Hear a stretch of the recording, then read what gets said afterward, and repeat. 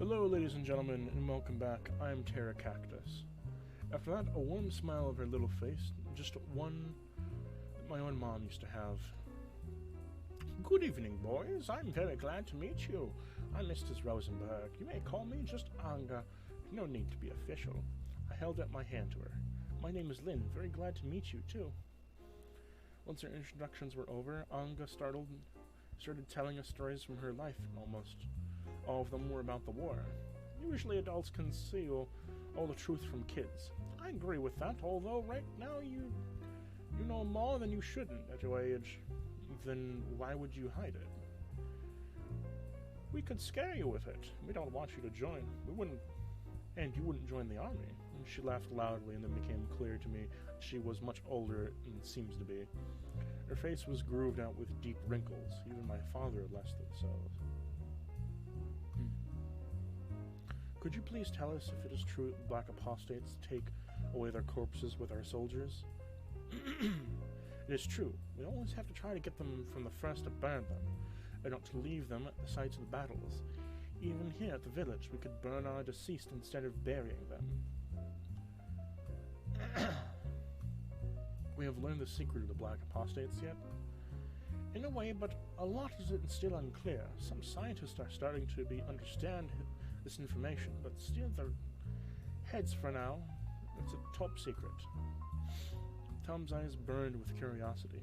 Don't worry, guys. I'll become a scientist, and I'll tell you everything. So you want to become a scientist, don't you? Tom started nodding. Then it can't be helped. Soon everyone will learn about their secret. Anna laughed again. Very well, kids. I need to go. It seems like I'm going to rain any minute now, and you should run on to your homes, too. As in trying to prove her words, lightning flashed across the sky, and almost right after the thunder rolled. We can sell at least one pot. Maybe you could use one? Sophia looked at Miss Rosenberg and so movingly and dolefully she had no choice but to give in.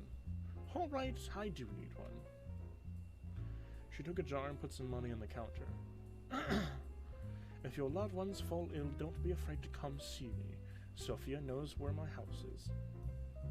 She said all of her goodbyes and Miss Rosenberg left.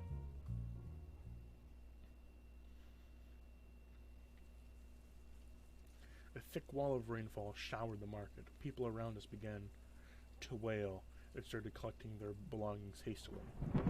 Thunder rolled once again.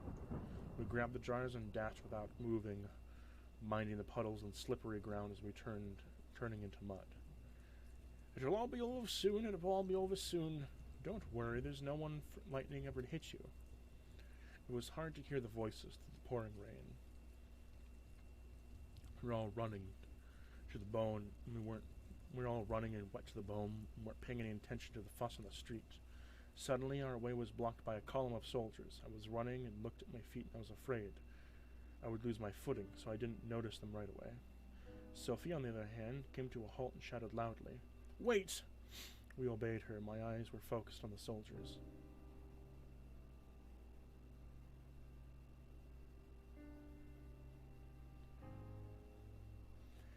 They were barefoot, ragged and clothes, and their heads down and in the middle of the street. Some of them were seriously injured, and hanging on their shoulders comrades. Others could still be placing the foot and the other on their own. A group of them, barely alive men, was still embodiment of ever possible meaning in the word defeat. No one among the soldiers dared to raise their head, only one to keep their eyes and look away from them. A defeat? Mother of God, they lost again. George, have you seen George? Where are the others? What the hell happened out there? It was impossible to take their eyes off the soldiers. Perhaps someday I'd be in their shoes myself. Was I ready for that? Could I overcome the despair and shame from defeat with a second thoughts? Could I fight despite the fear? I was ready to sacrifice to win change in the world for better. Someone poked me in the ribs. I turned my head to Tom's serious eyes. When we grow up, we will change all that, right? We'll not let this happen again, as the future depends on us. You're right. Sophia and Sam approached us, and together stared off the soldiers they were further until disappeared at the turn. I came back to my senses only as Sam patted me on the shoulder. The pots in my hands were full of rainwater, were still slipping from my grip. "Let's go, Lynn." He made his way towards the house, and I followed him slowly. We had no more doubts. "We are the future of the world, and we will protect it."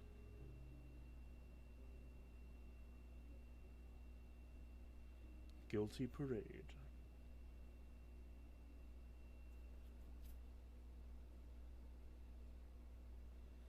I couldn't hear the fall asleep, while at first I was overwhelmed by the troublesome thoughts of an unclear past. Then Wolfgang's muttering to Hans' snorings wouldn't let me sleep. Yakov was leaning over his bed a few times throughout the night. Perhaps he wanted to check whether I had run away or not. The morning was quiet. Nobody was at haste, but neither was anyone, and talked but Oliver, trying to maintain a serious but even bit stern grimace. He told us to hurry for breakfast repeatedly. After the regular morning routine, we'd all head for training.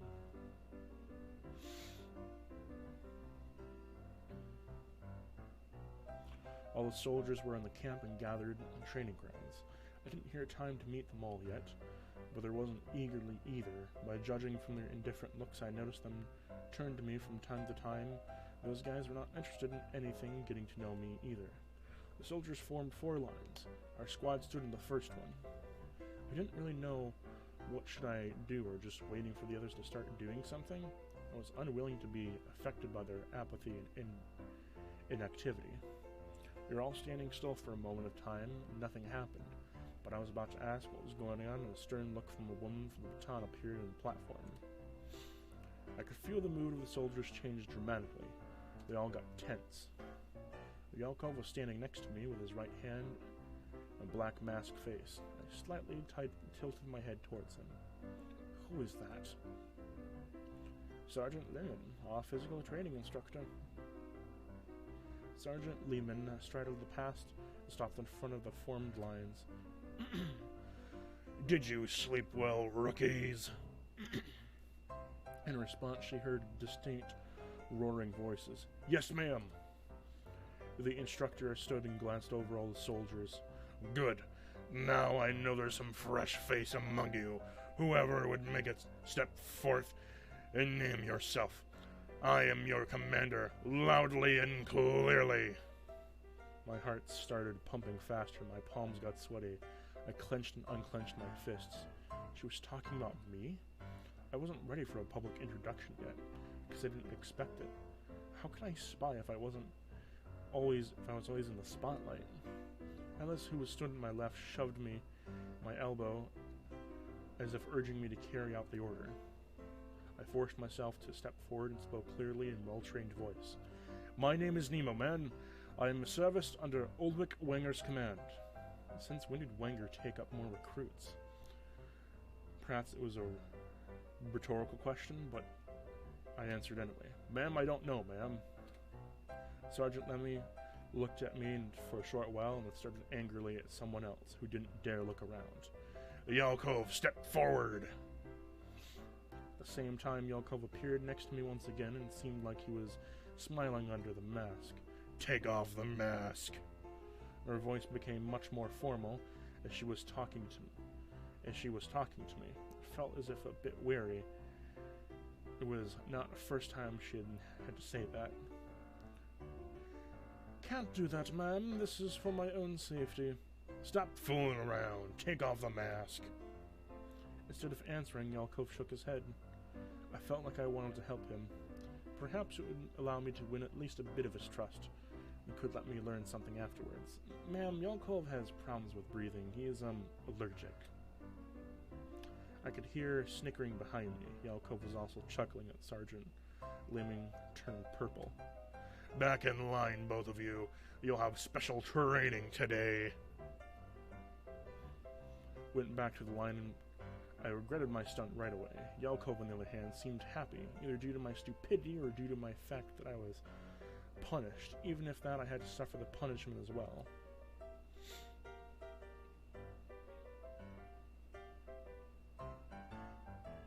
Sergeant Lehman started the training. First, there was a vigorous warm-up, during which the coach made us alternate between different exercises, repeat them again and again. I felt tired almost at once, was pouring with sweat, and my heavy breathing heartbeat reported the noise around me, including our outraged shouts. Sergeant Lehman, who was one who did a great job with exercise, I was among them. When we practiced high knees and running in place, she stopped right in front of me and frowned. "Higher, lift those knees higher, Nemo. Come on, higher, come on, show me how you could cowardly run with the enemy. Your leg should be going higher, come on, higher, higher. Breathe through your nose, close your mouth, no slacking." I was ready to drop to the warming. Others seemed fresh and energetic, and Oliver seemed to still swiftly be doing a body rotation exercises. "Each one of you is taking a backpack. We'll have a 30-minute race. Clock starts now." Soldiers swarmed to the tree where they were piled up. A few of their people groaned beneath the weight of the backpack. In reality, it was much worse. Once I put it on, the backpack attempted to pin me to the ground. Hans, who was standing beside me, shook his head sympathetically. I ran along the forest after all the others. The sun burned in my head, open skin areas mercilessly, apart from the footsteps. There were drops of sweat let on the ground. I was surrounded by strangers, and their way was normal breathing. How many soldiers stood behind me on my back, I wondered. I looked behind and saw Yalkov. He wasn't even running. He could hardly move. His legs were constantly adjusting to the straps of the backpack, his black mask preventing him from breathing freely. Thus, face got red as a tomato. There was no one around him, and I felt bad for him again. Yalkov's stubbornness only made his life more complicated. I had to help him. I waited until he caught up to me and continued running alongside him.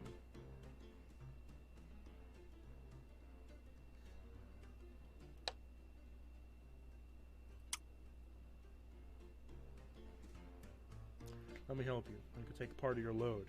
Just make it easier for you to run." Yalkov stopped and bewildered, his eyes from his head and foot. "You think I don't know what you're trying to do?" "You won't be wrong if you say trying to help." "No, there's something else. You should think of less obvious plan." I became tense. Our conversation moved in a completely unexpected direction. "You want to take some of my load so you can become stronger with me, right? You were going to start doing that on a regular basis, using the story of I'm trying to help you as a corner to cover, right? Did you think I was that stupid? It's not like that at all." "Then what is it? Once you're stronger than me, you plan to do? Kill me, perhaps as payback for interrogation, am I right?" I cursed as I couldn't hold back my emotions. I didn't want to see Yalkov anymore. I wanted to talk to him even less. His suspiciousness was beyond all limits, and I couldn't even try to control it. My anger pumped into me, and I strength of running sufficiently far ahead of him. I let him tag behind his own, and he'd have to threat every officer to help him. When I turned around the corner, my eye suddenly met Doris's face, focused face. She was running with her back in front and looking over her shoulder, constantly fearing she might stumble. I decided to get the best and not deal with her and run past her, but soon outdashed her. I learned a scream behind me, and something heavy fell on the ground with a thud. "Ouch!" Doris sniveled and tearfully saw me looking at her. She was lying on her back on the top of her huge backpack. She was trying to get up. The backpack weight started overpouring from her, and she was falling on her back. Again and again, the picture flipped over, a turtle appeared on my head, and for some reason, keeping that thought in mind, I approached her. "Unfasten your backpack and give me a hand." Doris froze and stopped moving at all. "Does it hurt? Let me unfasten it and help myself." No, don't touch it. I need to think." "Does my desire to help always seem so suspicious?" Doris started waving her hands and focused and started getting extremely nervous. "Not at all. You've got it all wrong. I can't do this for everyone else does. Do you know what I mean?" "Not really." She paused to think. "Let's better do it this way. You'll help me roll over in my stomach, and after I'll stand up. Wouldn't it be easier but wrong? I can't do it like that. Better for me to do it my way." Didn't want to argue with Doris. Stubborn but pleading, facing expression. You ready? She nodded in a mysterious look. Approached her from her side and started pushing her backpack. It was too heavy to lift with Doris on top of it. Some soldiers ran past, chuckled, maliciously saw us, and Doris looked after them, fuming. Soon I managed to take her backpack over, and Doris ended up on the ground, pressing down the burden. First I stood up on all fours, and then she straightened up upright. Thank you so much, Omen. I don't know what I'd do if not knowing you. You're welcome. Doris adjusted the straps on her backpack and started running, with the back in front again. She kept that up and she wouldn't fall again. If I had to stop her, but how?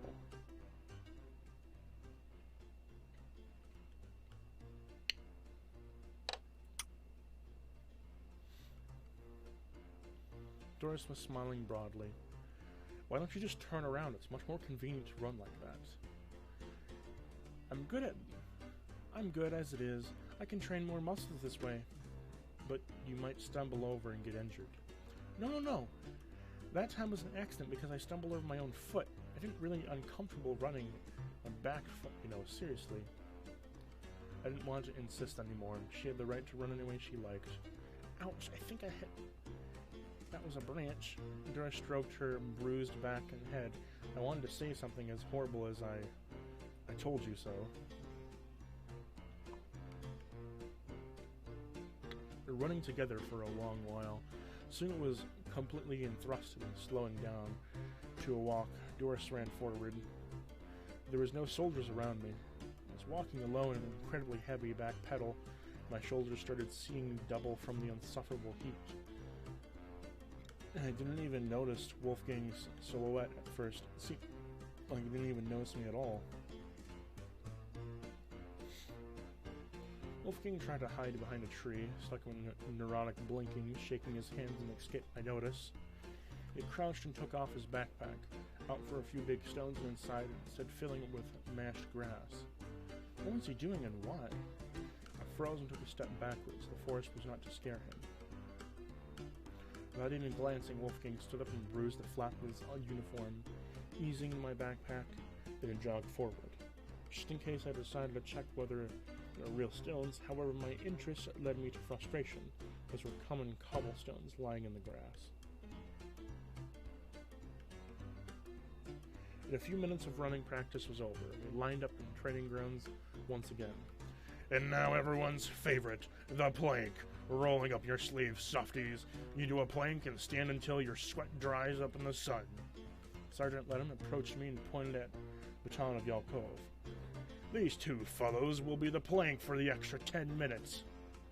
I gulped, and then in strength left to continue to thrash, but something inside me wouldn't let me give, and it made to pour my blood and sweat and tears. Whatever the price, I had to carry out the order. Sergeant Lemon divided us into small groups. She put us into a group with Wolfgang, Roof, and Ellis. Let's see who among you will be the first to fall down. Rookies, bear in mind that if the same thing will happen on the battlefield. If you give in now, you will give up later too. Soon on the outstretched arms and stared into the ground, my weak limbs started twitching, although right away I bit layer my back and stomach between to ache. My comrades looked calm, Roof bluntly exchanging glances with a girl nearby. Group Ellis wasn't even moving at all, his hands turned to stone. Unlike then, Wolfgang in some trouble holding the plank. He looked at me in the direction of the blinking a few times.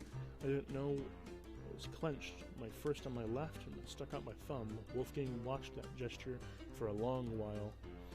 Looking at his uncompromised face, I thought of stones, which he took off from his backpack during the running practice. I couldn't help but feel curious. I don't think it will be having another chance to ask him about it.